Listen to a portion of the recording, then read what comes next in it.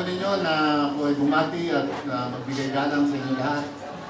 Salamat po sa takilang Diyos na sa napakahalagang araw ng pag-isang dibdib ng 24 na mga ikinasal, mga lalaki at babaeng dala ng pag-ibig, pagtitiwala at pagmamahal sa isa't isa. Sa patnubay ng ating dakilang Diyos ay naganap ang sakramento ng kasal na kung saan ang dalawang tao ay naging isa.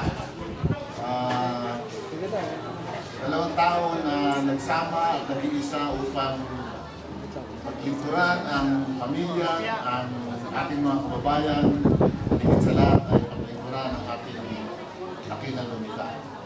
Sa mga bago po namin kumpare at kumare, nakapa po namin na nag-anak, tayo po ay isang malaking pamilya.